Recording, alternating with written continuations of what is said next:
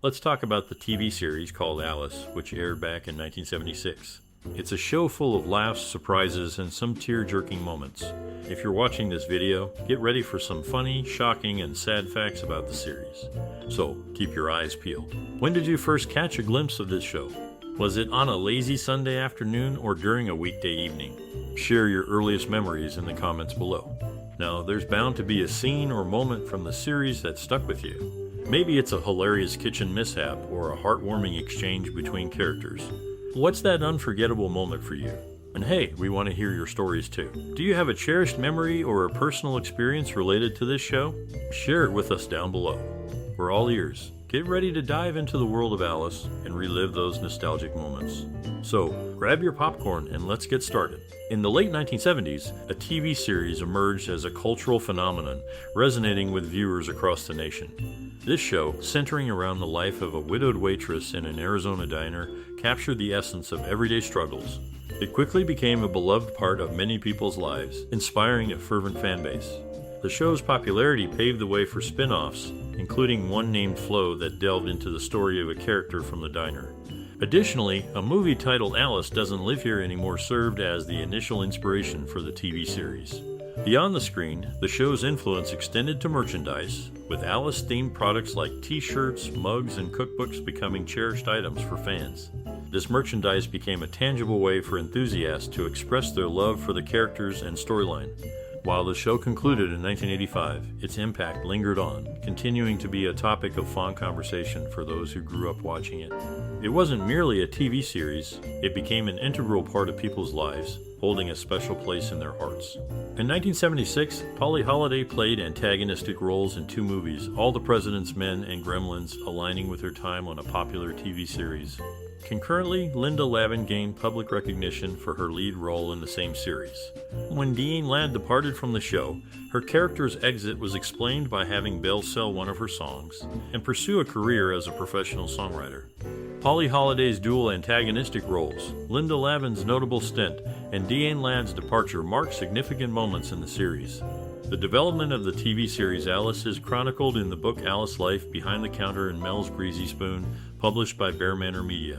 This book provides insights into the behind-the-scenes aspects of the show, shedding light on its creation and evolution. In the opening credits of the last season, an outtake captures a moment where Linda Lavin, in her role as Mistress Walden, breaks character and shares a laugh. This unexpected glimpse into the lighter side of the production adds a human touch to the otherwise scripted narrative. Vic Tayback is best remembered for his portrayal of diner owner Mel Sharples in the situation comedy Alice. His role as Mel became a defining aspect of the series, contributing significantly to its character dynamics and overall appeal. These elements, from the detailed book chronicling the show's development to the candid outtake in the opening credits, and Vic Tayback's notable role, provide a multifaceted view of the series and its key contributors. In this sitcom, Diane Ladd bears a striking resemblance to Betty White, from their identical platinum hair to their overall appearance. The show's roots trace back to the film Alice Doesn't Live Here Anymore, which earned critical acclaim, an Oscar for Ellen Burstyn, and a global box office revenue of $21 million. The subsequent TV series, while not a critical hit, found success, consistently ranking in the top 30 and earning Linda Lavin a Golden Globe for her performance. Vic Tayback, Diane Ladd, and Alfred Lutter III were the sole regulars in both the film and the TV series. Despite the show's popularity, it never achieved the same critical acclaim as its cinematic predecessor. Nevertheless, Linda Lavin's performance and the overall show maintained a solid presence in the entertainment landscape, securing its place in the top 30 and earning recognition. In summary, the sitcom spawned from the film Alice Doesn't Live Here Anymore found success with a notable resemblance between Diane Ladd and Betty White, solidifying its place in television history. In the initial episode, Mel's Diner goes by the name Mel, and Ruby's Diner, a nod to its origin in Alice Doesn't Live Here Anymore. In the final episode, titled That's All Folks, flashbacks feature Polly Holliday reprising her role as Florence Flo Jean Castleberry, but Diane Ladd's portrayal of Belle is conspicuously absent, despite her significant contribution to the movie adaptation. Notably, Linda Lavin and Polly Holliday are the sole surviving Season 1 cast members, while Vic Tayback, Beth Howland, and Philip McKeon have all passed away. It's a curious omission that Belle's absence remains unexplained in the tribute, particularly given Ladd's memorable audition for Jerry Reed. In the series, the diner transitioned from Tucson, Arizona to Phoenix, offering a fresh backdrop for the unfolding drama. While her husband was portrayed as violent in the movie version, his abusive nature was tactfully omitted from the TV series to ensure her relatability remained intact. Instead of delving into the darker aspects of her past, the show creators opted for a more subtle approach, sidestepping explicit flashbacks and discussions about him.